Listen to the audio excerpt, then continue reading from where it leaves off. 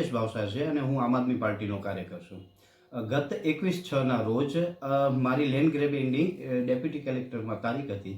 ત્યારે 3:30 વાગે અમને બધાને બોલાવવામાં આવ્યો હતો, પરંતુ અધિકારી લગભગ 5 વાગ્યા સુધી આવ્યા નહોતા અને અમારા લોકોના જે 1.5 કલાક બરબાદ થયો એ ખૂબ જ અગત્યનો 1.5 કલાક હતો.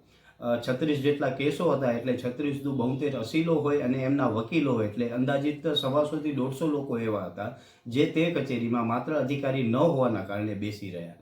એટલે આપણે વિચારી શકીએ છીએ કે કેટલા અગત્યના વકીલો હતા, એમનો સમય બરબાદ થયો અને જે અરજદારો હતા એમનો પણ સમય બરબાદ થયો, માત્ર ને માત્ર એટલા માટે કે એ અધિકારી સમયસર હાજર ન થયા.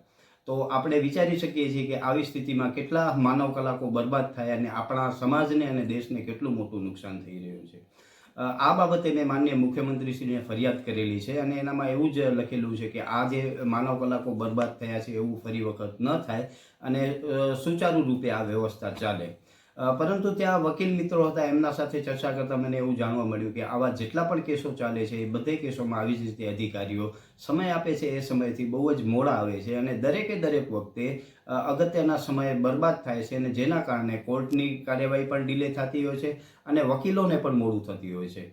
તો મારી આપના માધ્યમથી એક વિનંતી છે કે આવા અધિકારીઓ વિરુદ્ધ દંડનીય કાર્યવાહી કરવામાં આવે અને લોકોનો સમય ન બગડે અને કચેરીનો કામ સુચારુ રૂપે ચાલે અને એ અગત્યનો સમય છે એ લોકો પોતાના સારા કામોમાં વાપરે, જેથી દેશનું અને સમાજનું હિત થઈ શકે.